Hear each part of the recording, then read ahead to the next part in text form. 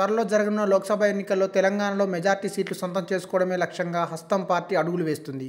ఇప్పటికే రేవంత్ రెడ్డి సర్కార్ అసెంబ్లీ ఎన్నికల సమయంలో ఇచ్చిన హామీలను అమలు చేస్తూ ప్రజల్లో ఆదరణ పొందుతుంది. కాంగ్రెస్ ఇచ్చిన హామీల్లో 6 గ్యారంటీలకు ప్రాధాన్యతనిస్తూ విడతల వారీగా వాటిని అమలు చేస్తుంది.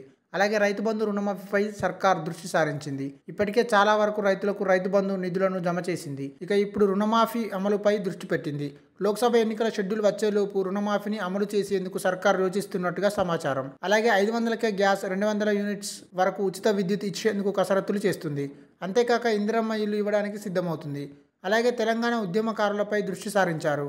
ఉద్యమంలో కీలక భూమిక పోషించి గత ప్రభుత్వంలో ఆదరణకు నోచుకొని వారికి కాంగ్రెస్ ప్రభుత్వంలో ప్రాధాన్యత దక్కేలా చూస్తున్నారు. ఎమ్మెల్సీ కోటాలో కోదండరాం పేరును ప్రతిపాదించడం ద్వారా తెలంగాణ ఉద్యమకారుల్లో రేవంత్పై నమ్మకం పెరిగింది. అంతేకాక సినీ కళాకారులకు అందించే నంది అవార్డులకి గద్దర్ పేరు పెట్టడం పట్ల ఆయా వర్గాల్లో అసంతృప్తి వ్యక్తమవుతుంది. సీఎం రేవంత్ రెడ్డి నిర్ణయంతో గద్దర్ను అభిమానించేవారు రేవంత్ సర్కార్పై ప్రశంసలు కురిపిస్తున్నారు. అలాగే రాష్ట్రంలోని అన్ని వర్గాల ప్రజలకు మేలు జరిగేలా ప్రభుత్వం పథకాలు అందించడంలో ప్రభుత్వ పెద్దలు ప్రత్యేక దృష్టి సారించారు. ఇటీవల అసెంబ్లీ ఎన్నికల నాటితో పోలిస్తే ప్రజల్లో కాంగ్రెస్ పార్టీకి ఆదరణ మరింత పెరిగింది.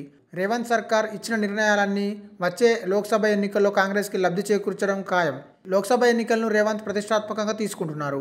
17 లోక్సభ స్థానాల్లో 15 వరకు కాంగ్రెస్ విజయమే లక్ష్యంగా రేవంత్ రెడ్డి వ్యూహాలు రచిస్తున్నారు. ఈ వ్యూహాల్లో భాగంగా కాంగ్రెస్ అధిష్టానం కొత్త ప్లాన్కు తెరలేపింది. లోక్సభ ఎన్నికల నాటికి పలువురు కీలక నేతలను కాంగ్రెస్లోకి తీసుకురావడమే ఆ ప్లాన్గా కనిపిస్తుంది. ఇప్పటికే మున్సిపాలిటీలను కాంగ్రెస్ పార్టీ కైవసం చేసుకుంటున్నది. అలాగే నియోజకవర్గంలో ప్రజా ఆదరణ ఉండి బీఆర్ఎస్లో ఆదరణ నోచుకొని నేతలను టార్గెట్ చేస్తూ ముందుకు సాగుతున్నారు. బీఆర్ఎస్లో అసంతృప్తిగా ఉన్న నేతలను కాంగ్రెస్లోకి తీసుకొచ్చే ప్రయత్నాలు కూడా మొదలుపెట్టారు. ఈ క్రమంలో మాజీ డిప్యూటీ సీఎం తాటికొండ రాజయ్య కాంగ్రెస్ తీర్థం పుచ్చుకునేందుకు సిద్ధమయ్యారు. మరోవైపు మాజీ మంత్రి పెద్దిరెడ్డి సైతం త్వరలో కాంగ్రెస్ తీర్థం పుచ్చుకోనున్నట్టుగా సమాచారం.